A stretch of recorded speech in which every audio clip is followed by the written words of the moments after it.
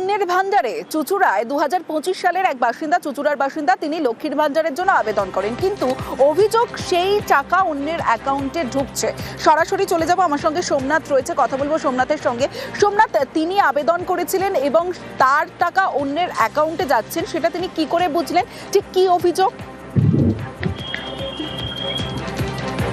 হ্যাঁ, একদম ঠিকই। দেখো যে একজনকার লক্ষ্মী আরেকজনকার ঘরে, এই যে লক্ষ্মী ভান্ডার প্রকল্পে মহিলাদের জন্য মাননীয় মুখ্যমন্ত্রী যে প্রকল্প চালু করেছিলেন, তারপরে তিনি 2025 সালে যে রাজার বাসিন্দা, চুচুড়া বিধানসভা রাজারের পঞ্চায়েতের বাসিন্দা সাহেবা খাতুন, তিনি ওখানে লক্ষ্মী ভান্ডার প্রকল্পে ওখানে যে ক্যাম্প হয়েছিল, ক্যাম্পে জমা করেছিলেন এবং যে তার যে অ্যাকাউন্ট রয়েছে, তার অ্যাকাউন্টে টাকা আসছে না, অন্য কারোর অ্যাকাউন্টে টাকা যাচ্ছে।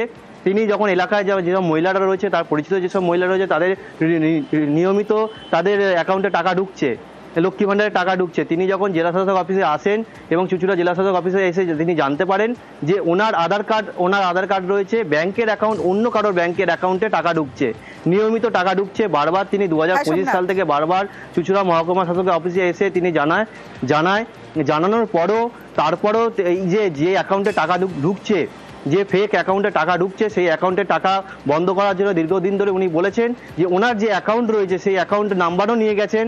নিয়ে যাওয়ার পরও ওনাকে জানানো হয়েছে, জেলা শাসক অফিস থেকে যেটা জানানো হয়েছে, যে মহকুমা শাসকের অফিসে ওনাকে অভিযোগ শুনি।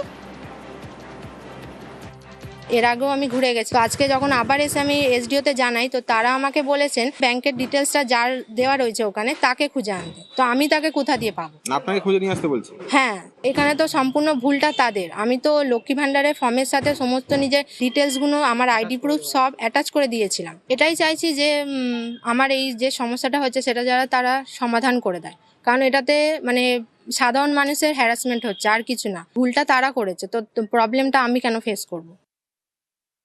সমস্যাটা শুধু লক্ষ্মী ভান্ডার নয়, এর আগে আমাদের এনএসএপি ভাতা এমনি হয়েছিল, পোর্টালে যেহেতু উঠে গেছে সেই বলে এখন আর সেখানে কারেকশন করা যাচ্ছে না। এই কাজটা সমস্যা সমাধানের জন্য যারা দায়িত্বে আছে তারা পুরোপুরি এসআর এর কাজের সঙ্গে যুক্ত হয়ে পড়েছে, সেই জন্য তারা একটু সময় চাইছে। এসআর মিটে গেলে তারা এই ব্যাপারগুলো নিয়ে সলভ করবে বলে জানিয়েছে।